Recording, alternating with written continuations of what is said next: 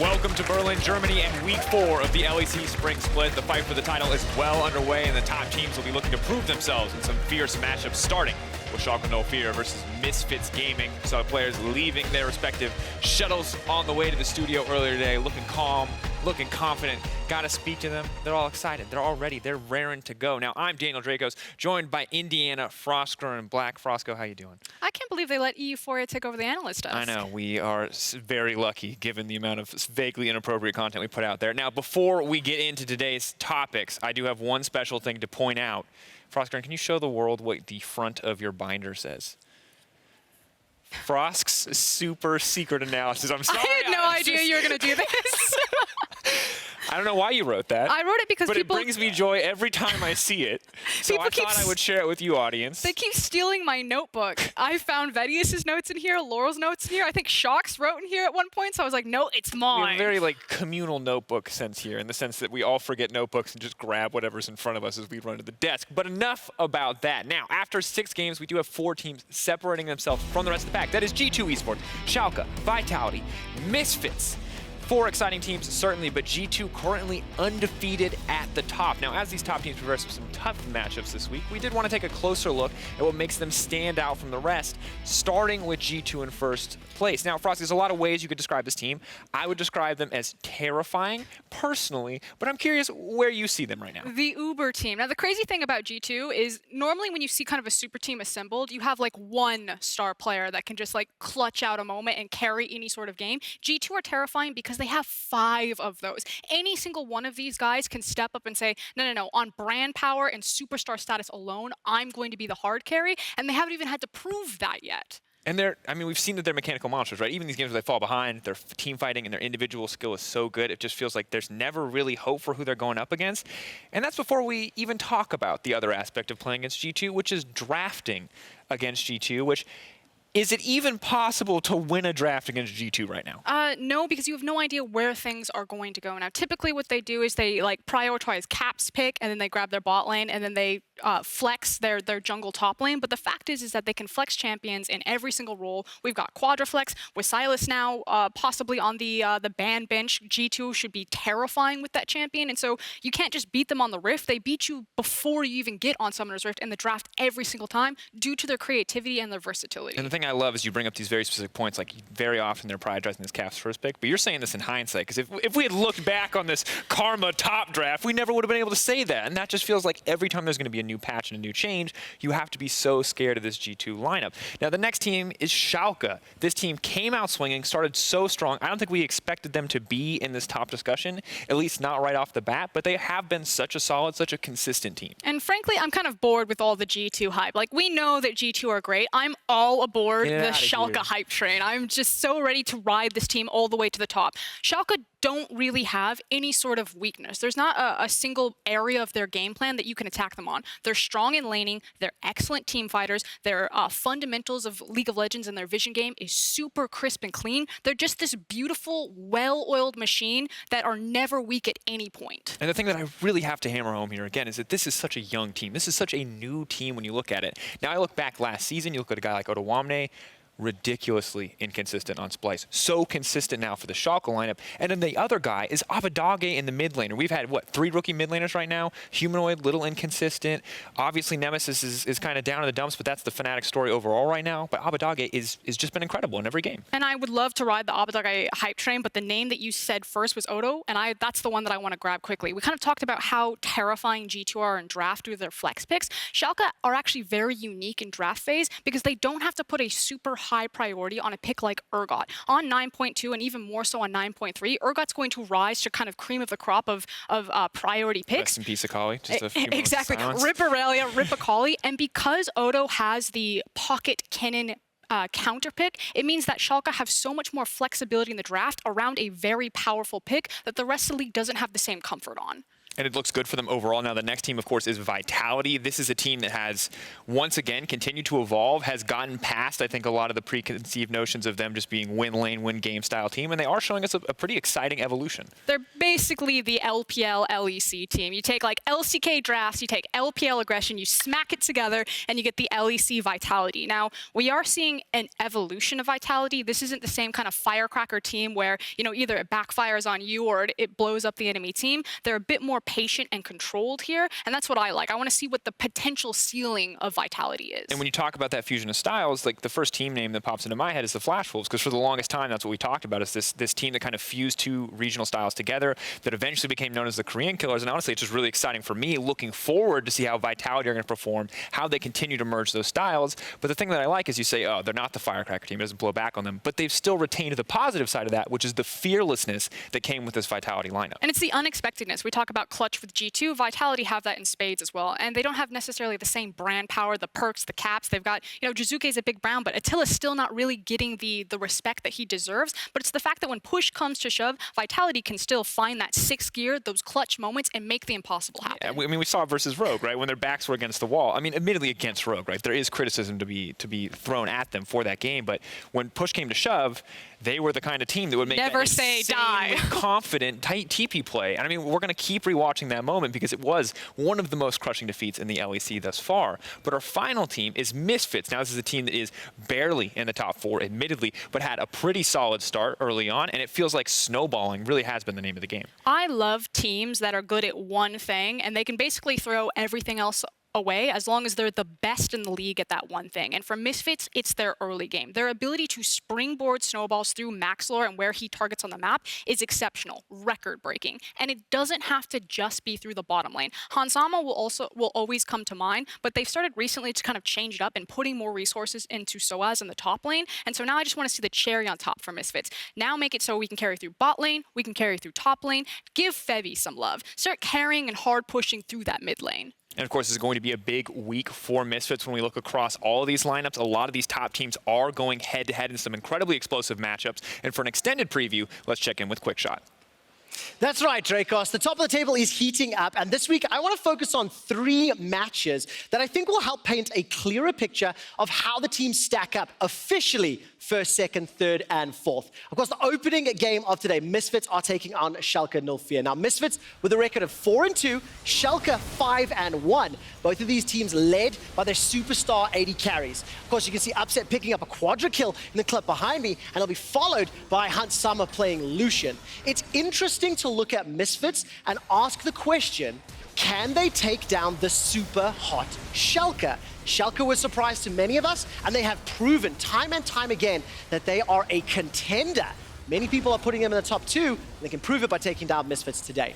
Now, tomorrow, Misfits will once again gain another shot to prove where they rank in the top 4. They will be playing against Splice.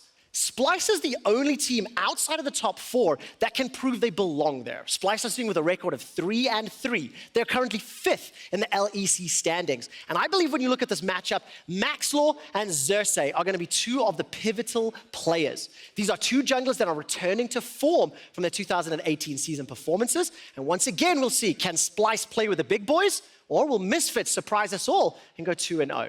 Now, finally, we have to turn our attention to the most exciting match of the day. It is Vitality challenging the #1 team in Europe, G2 Esports. And it would be remiss of me not to talk about the mid lane matchup.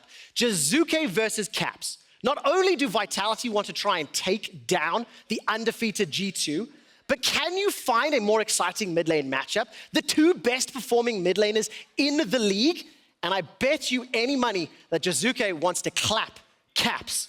So check that out a little bit later today. We'll find out whether or not G2 will go 7-0 or whether or not Vitality will take them down. That's game 5 of today. Vitality versus G-Sports, our match of the week. A great flawless duet. Jizuke lands it on 3 again, and they're just going to turn it around. Caps has to do so much work trying to get the shutdown goal. Only hits Jizuke, but he's chunked out. But look at the burst damage! Caps isn't done yet! He's got 1! G2 versus Vitality is our match of the week because G2 is on fire. They can already see the perfect split, but Vitality is in their way. They are prepared to do anything to take down G2 Esports. Vitality is one of the strongest teams, and we really want to beat them. Attila is very cocky, and it's really annoying, but they are winning, so he can't. So we have to beat them. They call me cocky, I call it confidence. G2 is a team that you just exploit by their own mistakes. Teams choose the unpunished, you're just waiting under your turret and they're gonna suicide and do crazy stuff, so I think that's how we're gonna win. Here comes Exile, the Paranoid is thrown out, he gets the fourth of the fight, and G2 Esports are at risk of being aced. You take down Caps, there's Perks. You take down Perks, there's Wonder. Mickey X is making the plays. Drakos is right behind your back. How do you take down G2 Esports? Hunting Cadril, trying to get the shutdown gold. Cadril is worth so much money, but look at the burst damage! Caps isn't done yet! He's got one! He's got two! I'm really happy that we get to show that we're good from behind. I'm really hoping that Vitality will show up, because that's the practice we need, right? If we wanna go on the big stage. I think we have the same mentality on many things, and we sacrifice many things to be the best. Performance on stage rewards us. Fnatic get cleaned off the face of Summoners Rift by Vitality. Caps and Jizuke, they follow a similar path. They immediately broke out in their rookie year, and they want to be the best in the world. Jizuke had a better performance at Worlds last year, but he's going to have to bring it to the LEC to beat Caps. We're gonna be the ones that are gonna give G2 their first loss, and they're gonna be sleeping at night thinking about how they lost against us. Attila is the kind of player who wants to show Perks that he should go back to the mid lane. If both teams pick for winning lanes, and both teams do, then it's just about raw skill. And I think my team has a better raw skill than Vitality. These two teams, they don't just want to beat you, they want to style on you. And this is great for Vitality. They're just dancing around the fight perfectly. 3 players go in. The blast code used. Kobe knocked onto the one side of it. Pulled back. Kobe's down. G2 is the undefeated team, and that is exactly why I think Vitality has a big chance to win this game. Vitality loves being the team that goes against the best team in the league that they shouldn't be able to beat. RNG, Samsung, G2 is next.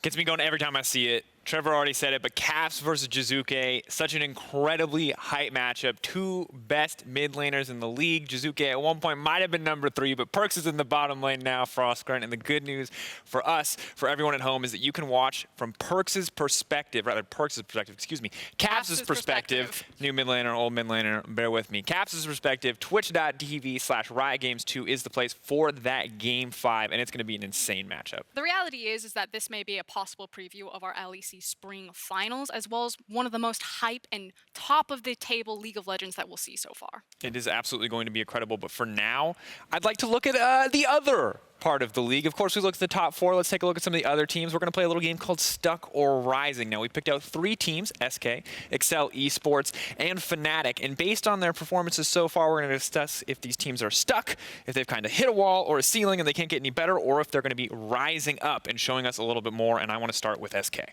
Okay, so I think SK had a bit of a boosting job by Fnatic. We didn't necessarily know where Fnatic were going to rank, so SK came in hot and heavy. They take down Fnatic, and everyone is buying into the SK stock. We were ready. We saw it, and then Fnatic continued to play, and we might have realized that it wasn't quite as big as we thought it was. It takes some of the wind out of their sails. Now, good things can still be said about SK. You know, you still have self-made. And anytime you hear this team, it's self-made, self-made, self-made. He is baby Drakos. The problem is, and why I think SK are stuck and that they have plateaued, is that no one else is stepping up. I need Werlib or Crownshot or Dreams or Period or just a different name to keep them in the conversation if they're going to continue to rise and be playoff contenders. And honestly, Period is a name that I heard so much in the preseason because it felt like a lot of people counted this guy out, but I heard that he was going to be fantastic. Is this who you look at? Because you list 3 names. Is there anyone in particular you really want to see step up on this lineup? I mean, Period's got a lot of compliments from other mid laners. Nemesis in particular was really singing his praises. But for me, I actually think you should look towards Werlib. We see so much potential and so much hype there, but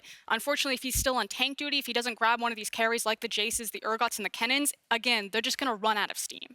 And now I want to see what they can do this week on stage. Of course, Sheepy stepping back, Broken Shard now up on stage, so we'll see maybe the team's strategy changes a little bit, how things are going to work up. But next up, we've got UK Underdogs Excel. Now, before you say anything, Froskurinn, I'm worried you might be a bit of a pessimist, I'll be honest, on this segment. I do want to say that this team beat Misfits last week. They did? And now there was a Baron steal, I will, you know, take a step back and say that. But at the end of this was a really solid game. It was a good draft, and overall, I personally feel like Excel are on the rise. And while I think that Excel and SK are sitting kind of in similar tiers or power buckets, if you will, I think they're there for very different reasons. SK, you're not seeing that same development or growth week after week, but with Excel, you are. You're starting to see more cohesion with the team. You're starting to see them try different strategies, have more creative drafts, and it is paying off. But unfortunately, the rest of the league is also continuing to surge around them. The likes that Fnatic are picking up wins, that Origin are picking up wins. I think that Excel are stuck right now, and that they'll be playoff contenders, if not the playoff gate. They won't necessarily be champions, but they could decide who the champions are. You need to have consistency to beat this team, and you cannot overlook them. Absolutely not. I feel like Cadril has been improving, and I like that you're at least willing to credit them as that sixth place, that kind of gatekeeper, making sure that those other teams do not get into the playoffs. And for me, that makes Fnatic a little bit of an uncomfortable matchup, as these two teams are going to go head-to-head in our second game of the day. But Fnatic is a team that I feel like we have to talk about. Now, they're the reigning champions.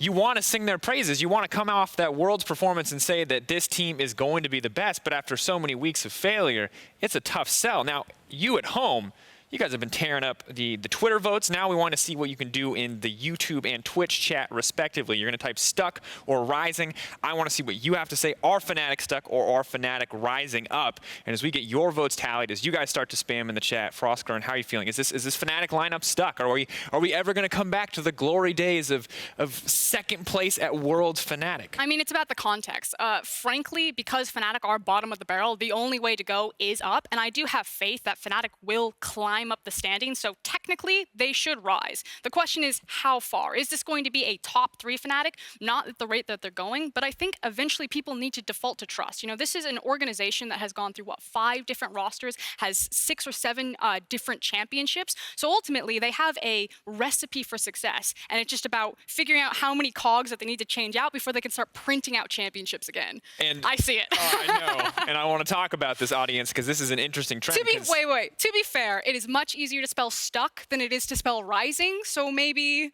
that's a legitimate thing. I'm lazy. I've been in Twitch chat. You copy, but you're copy pasting. So only one person really has to type it, right? So, but I want to say that this is surprising because we do not often see the fan vote turn against Fnatic in any way, shape, or form. And it feels like Fnatic have earned so much trust from being successful, but maybe they've started to burn through it now. And that's the reality of the situation. You know, at what point does the trust bank that Fnatic have built up on their brand name organization run out? When is there a drought? Is this the final nail in the coffin? If they lose to Excel, does everyone just abandon Fnatic at this point? All right, well, we're going to get more insight on these teams tonight as we kick off week 4 of the LEC Spring Split with Misfits versus Schalke. 2 exciting games to start and cap off the day. And of course, I feel like immediately, right after this Fnatic discussion, my eyes just go right to Fnatic XL. I think you said nail in the coffin. That's exactly what Kieran said from XL. He said, look, you don't want to beat them while you're down, but you take those wins if you can get them. I think that's a matchup that we have to look at. Everyone just wants to put it on the resume. I beat the world finalist Fnatic. Fnatic. It doesn't matter what the context is. You don't see the asterisks. You just want that. But looking at the schedule, I mean, there's great matchups across the board. It just speaks to the fact that the league is so stacked right now, not just on the top end, our top 4, but also in that meaty middle of the pack. Yeah, it is very meaty middle of the pack, but of course, because a lot of these things are so close, predictions have been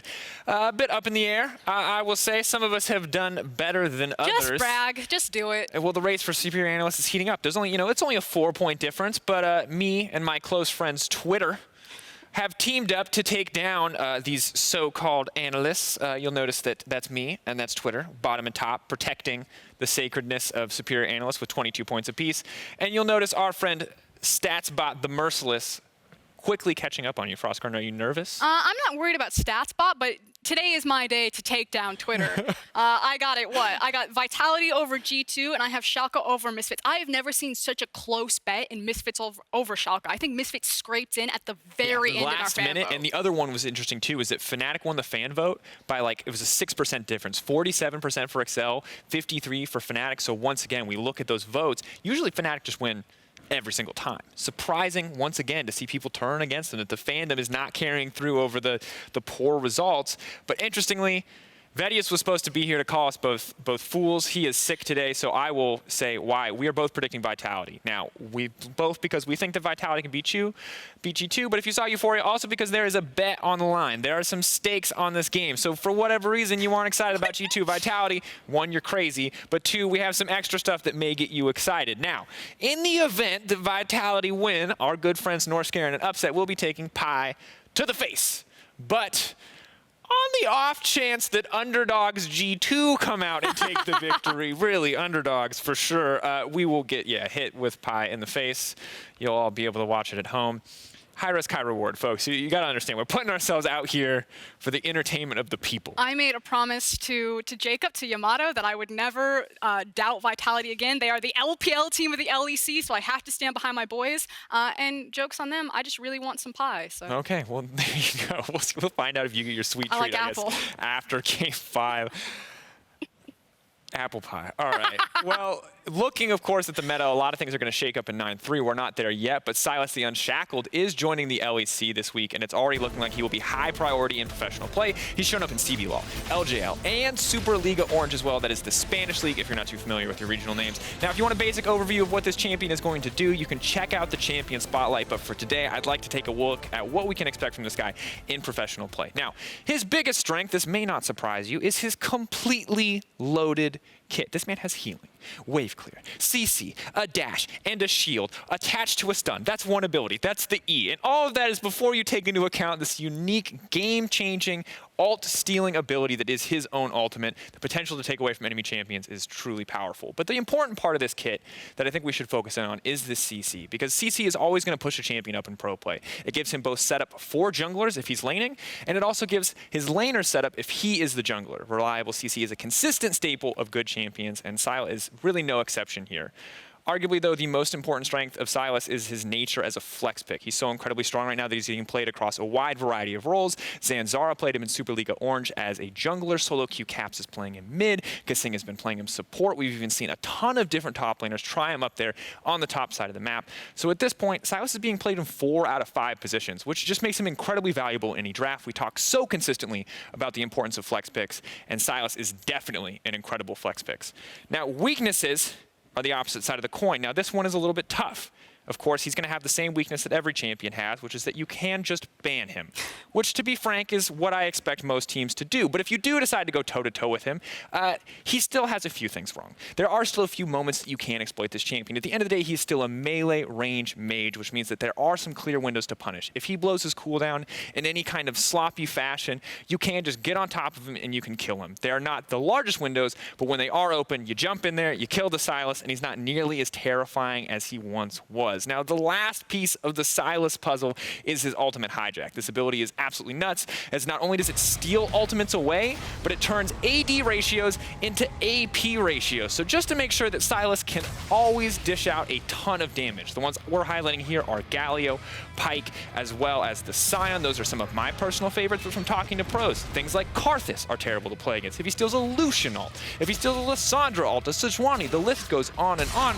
And as it turns out, friends, if you're picking a champion in professional play, it usually has a very high impact ultimate. Not you, Jace, but everyone else, high impact ultimate. And so the fact that Sylas can pick from 5 different ones at any point during a game is just absolutely insane. So you're basically telling me that if G2 Esports were a champion, that they would be Sylas. Yes. Got it. Yes, this is G2 Esports. We will, if G2 win Worlds, this will be like the 6th skin. They won't even have a sub. They'll just give them this skin due to the consistency with the play style. Now, the first team hitting our Rift tonight may not be the expected G2 Sylas comparison, but it is Schalke and Misfits, and this is a huge matchup to start off the week. We talked about these teams earlier, and of course, both these teams looking impressive so far, but a big defining matchup for Schalke and for Misfits. Now, when I was really looking at this matchup, it felt like Misfits, I was aligned with Twitter that Misfits felt like the favorite going in, but I started to look at the strength of schedule, and I'm backtracking a little bit. I feel like Misfits are actually facing the gauntlet now. They have to face Schalke, Splice, and G2 as their next 3 games, and they just came off of their loss against Vitality. So for me, Misfits actually haven't proven themselves that they're in top 4, whereas on the other side, Schalke, I think, come in actually heavy favorites here because they have proven themselves against top teams. And the good news here, though, is that if you are a Misfits fan, you can look at this matchup and you can think, hey, if they're able to beat this one, then it inspires a lot of confidence for the tough opponents to come, because as you highlighted, strength of schedule is going to be very difficult for them. Losing here, though, puts them so very quickly on the back foot. And on the other side,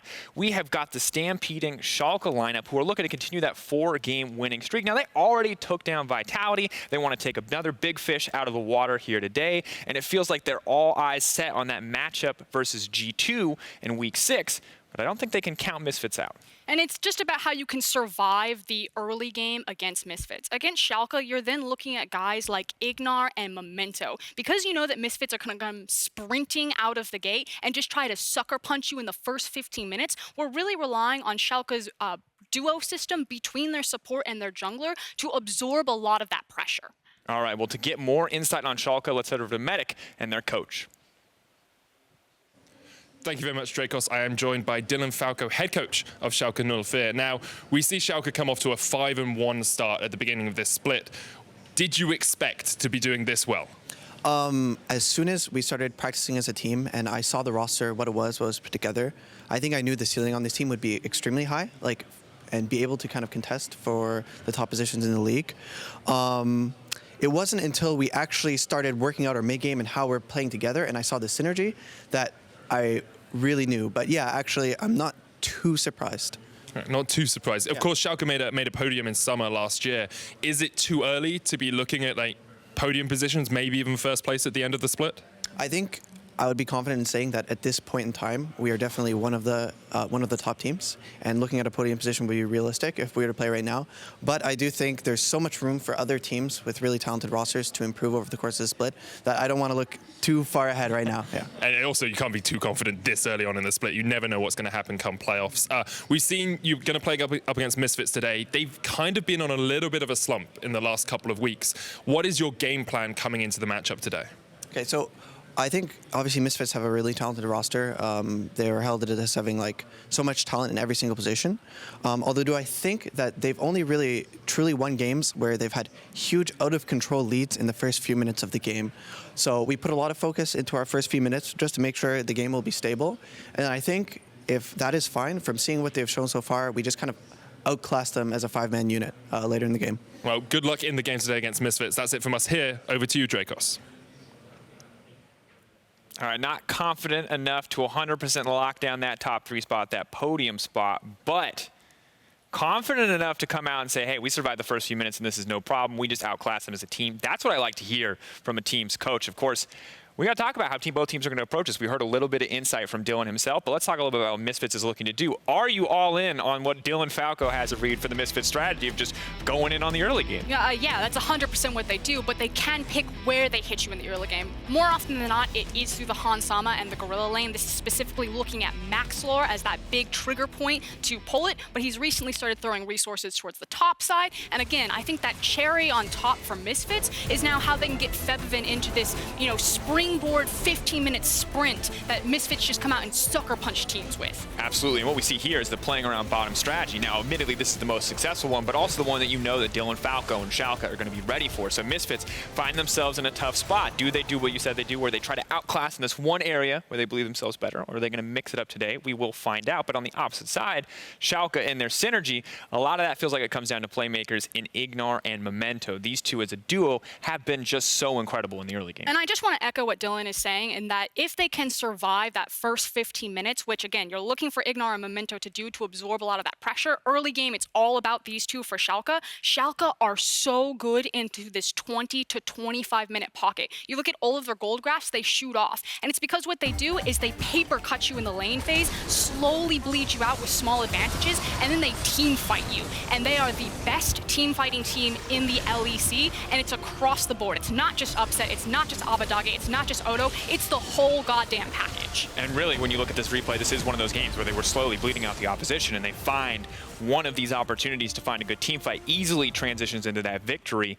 Earlier today, when we were talking about defining kind of the top 4 teams, one of the big topics that kept coming back up was the draft, and how when skill is a little bit more even, the draft becomes more and more important, because you can't rely on someone just rolling over the top of another lane. As we get closer to this first game, Froskurinn, what do you expect to see in this draft? I actually think Misfits have some of the most clever drafts out of everyone in the LEC. I think that their ability to use Kalista and make the Alistar pick more fundamental is something to look at. But right now, I'm just curious, will Misfits try to hard win through Hansama and Gorilla, or will they play more towards the top side of the map? And can Schalke just decide if they're going to skill check on the early phase for Misfits? Do they just decide to play scaling, say, past 20 minutes they can't win anyway, or will they just get knocked out?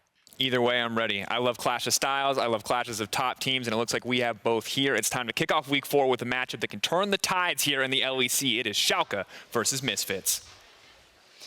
Thank you very much, Drakos. Hello, everybody. I'm Trevor Quickshot Henry, joined once again